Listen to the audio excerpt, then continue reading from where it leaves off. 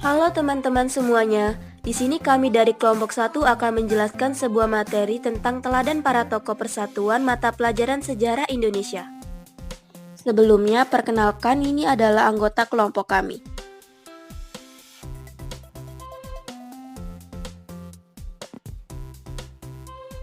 Nah, berikut ini merupakan penjelasannya. Mari kita simak. 2. Teladan para tokoh persatuan. Tidak semua orang dapat menyandang secara resmi gelar pahlawan nasional. Ada beberapa kriteria yang harus dipenuhi.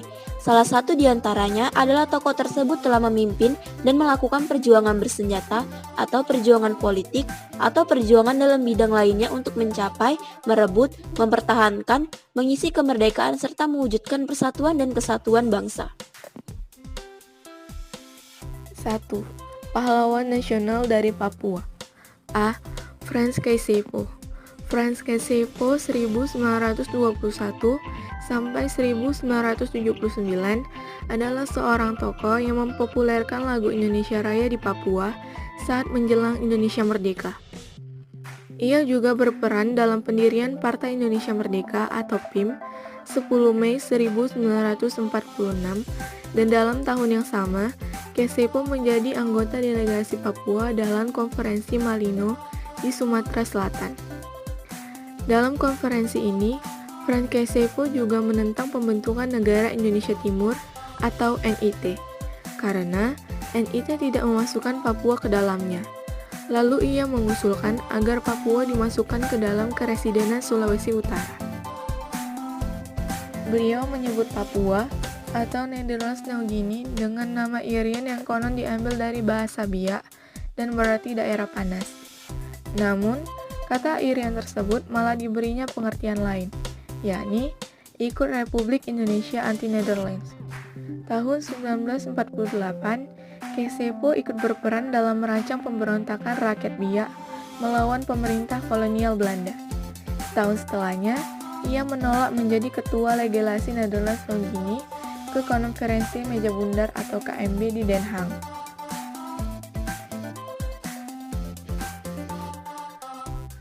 Tahun 1961, ia mendirikan Partai Politik Irian Sebagian Indonesia atau ISI yang menuntut penyatuan Nederlands New Guinea ke negara Republik Indonesia. Pada akhir tahun 1960-an, Kaisiepo berupaya agar penentuan pendapat rakyat atau PEPRA bisa dimenangkan oleh masyarakat yang ingin Papua bergabung ke Indonesia. Beliau pernah menjabat sebagai gubernur Papua antara tahun 1964 sampai 1973. Nilai-nilai yang dapat diteladani dari Frans Kaisiepo yakni 1. Kegigihan dan pantang menyerah. 2. Jiwa nasionalisme yang tinggi. Yang ketiga, kukuh pada nilai yang dijunjung. Pahlawan nasional dari Papua yang kedua yaitu Silas Papare. Silas Papare merupakan orang yang memperjuangkan penyatuan Irian Jaya atau Papua ke dalam wilayah Indonesia. Silas Papare lahir pada 18 Desember 1918 di Serui, Papua. Ia anak dari Dorcas Mangge dan Musa Papare. Ia menyelesaikan pendidikan di Sekolah Jururawat pada tahun 1935 dan bekerja sebagai pegawai Belanda. Kegigihannya dalam memperjuangkan kemerdekaan Papua membuatnya harus berurusan dengan Belanda.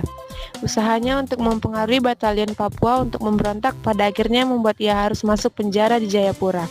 Silas Papare meninggal pada 7 Maret 1876 di umur 59 tahun di Jakarta. Peran Silas Papare yaitu sebagai berikut: mengeluarkan rakyat Indonesia dari hutan semasa pendudukan Jepang, membentuk Komite Indonesia Merdeka atau KIM yang bertujuan untuk menghimpun kekuatan dan mengatur gerak langkah perjuangan dalam membela dan mempertahankan Proklamasi 17 Agustus 1945, mendirikan Badan Perjuangan Irian di Yogyakarta. Salah satu pendiri organisasi politik pro-Indonesia, Partai Kemerdekaan Indonesia Irian atau PKII, ditangkap oleh Belanda karena dianggap mempengaruhi batalion Papua, membentuk sekutu untuk memberontak kepada Belanda.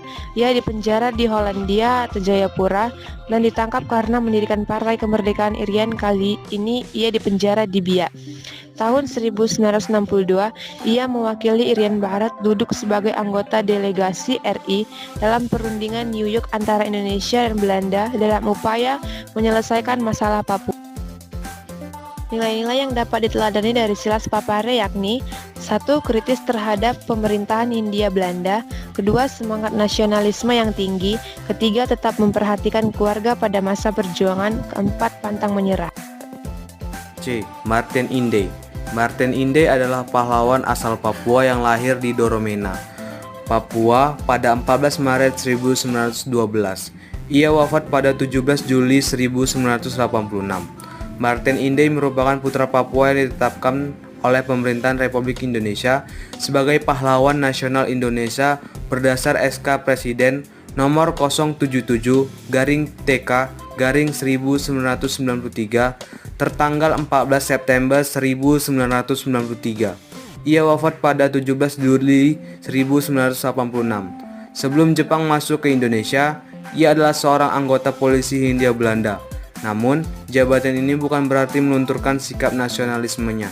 Keindonesiaan yang ia miliki justru semakin tumbuh tak kala ia kerap berinteraksi dengan tahanan politik Indonesia yang dibuang Belanda ke Papua. Antara tahun 1945 sampai 1947, Inde masih menjadi pegawai pemerintah Belanda dengan jabatan sebagai kepala distrik. Peran Martin Inde yaitu 1. Martin Inde pernah berencana bersama anak buahnya untuk berontak terhadap Belanda di Papua, namun gagal. 2. Bersama-sama kaum nasionalis di Papua, secara sembunyi-sembunyi ia juga pernah menyiapkan pemberontakan, namun juga gagal. 3. Menjadi Ketua Partai Indonesia Merdeka atau PIM pada tahun 1946. 4. Menyusun kekuatan gerilya Papua untuk menyelamatkan anggota RPKAD yang melakukan operasi Trikora.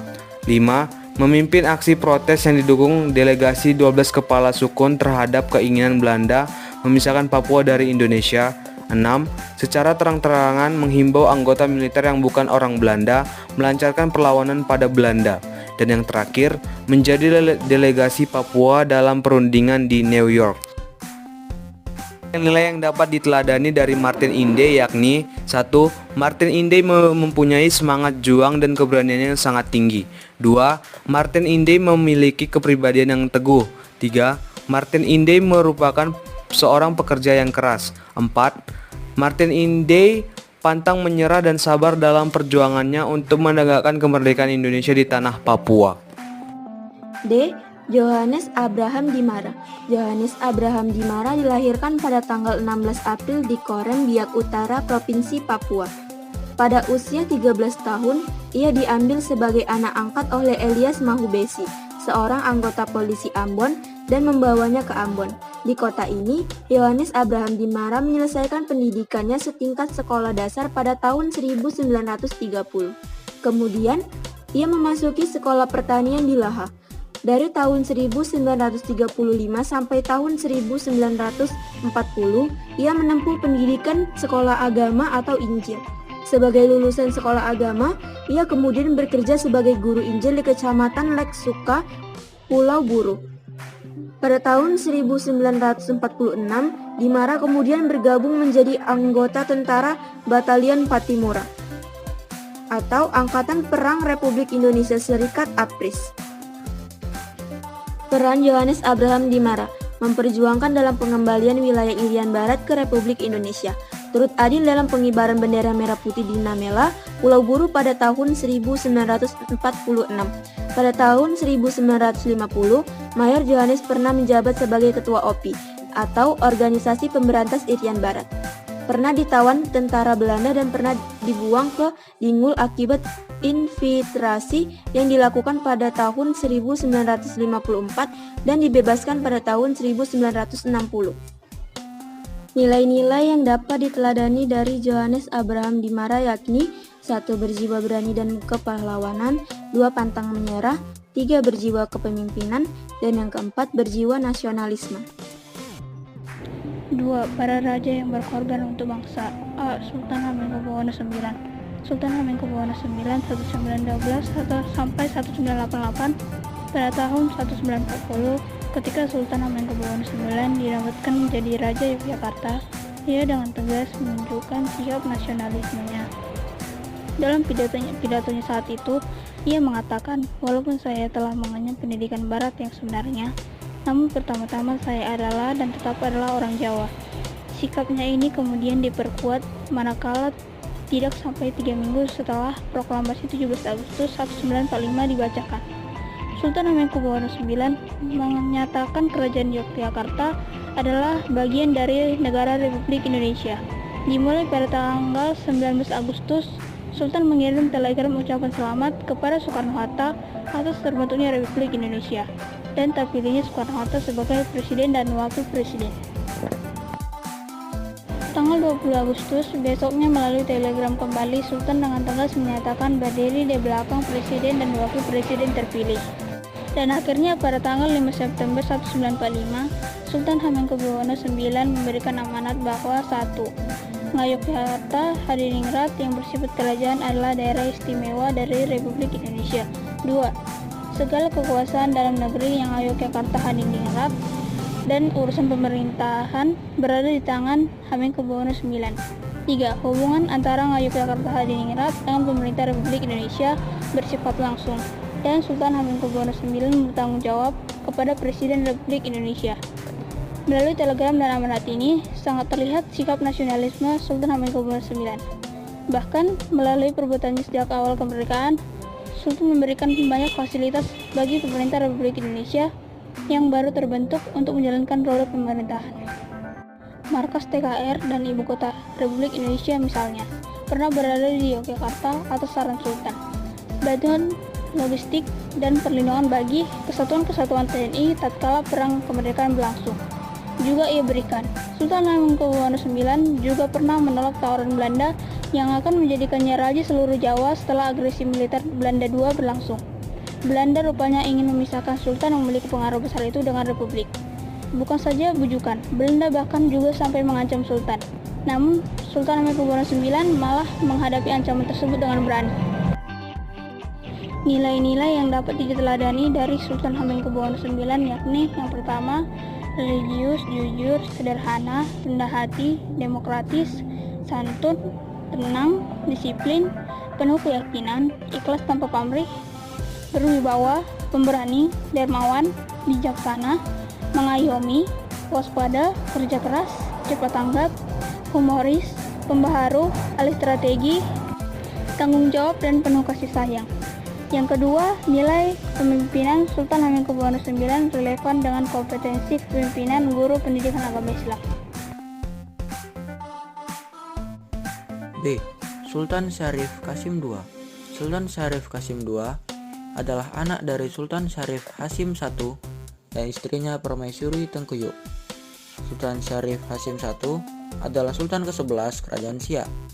Syarif Qasim lahir di Siak, Sri Indrapura Riau pada 1 Desember 1893 dan wafat pada 23 April 1968 di Rumbai, Pekanbaru, Riau pada usia 74 tahun. Peran Sultan Syarif Qasim II.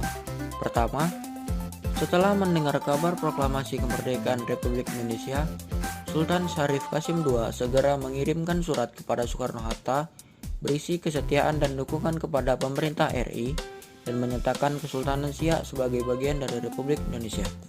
Yang kedua, beliau bersama Sultan Deli Serdang aktif membujuk raja-raja di Sumatera Utara untuk bergabung dengan RI. Yang ketiga, menyumbangkan harta kekayaannya untuk Republik Indonesia sejumlah 13 juta gulden. Kemudian dilanjutkan dengan menyumbangkan 30% dari kekayaannya berupa emas pada tahun 2014 senilai dengan 1,47 triliun rupiah. Yang kelima, Sultan Syarif Qasim membentuk Komite Nasional Indonesia di Siak, Tentara Keamanan Rakyat atau TKR, dan Barisan Pemuda Republik Indonesia. Yang kelima, mengadakan rapat umum di istana serta mengibarkan bendera merah putih. Berikut nilai-nilai yang dapat diteladani dari Sultan Syarif Qasim II, yakni 1. Murah hati dan tidak sombong. 2. Tidak segan membujuk raja-raja. 3. Sangat menentang pemerintah kolonial Belanda. 4. Merelakan kehormatannya dengan bergabung pada NKRI. C. Mahmud Singrai Rumangesan. Mahmud Singrai Rumangesan lahir di Kokas pada 27 Desember 1885 dan wafat pada 5 Juli 1964. Singrai adalah raja muda di Fakfak.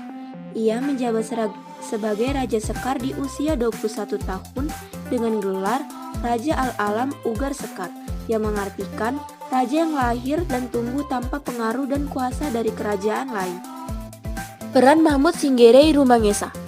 Mahmud Singrai Rumangesa pernah memimpin gerakan Cendrawasih Revolusioner Irian Barat. Gerakan yang dilakukannya ini dalam upaya membantu pemerintah Indonesia untuk memperjuangkan pembebasan Irian Barat dari kolonial Belanda.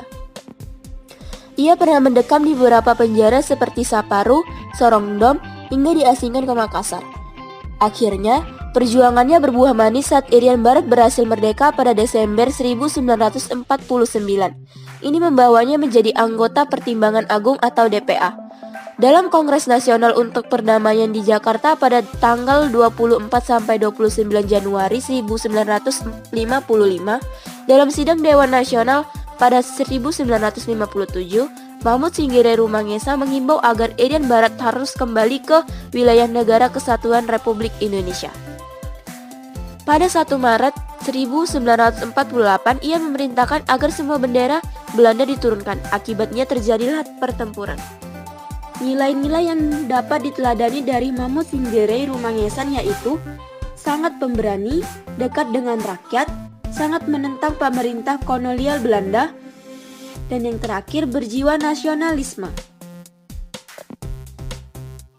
Teman-teman, cukup sekian penjelasan dari kami. Terima kasih telah menyimak video kami.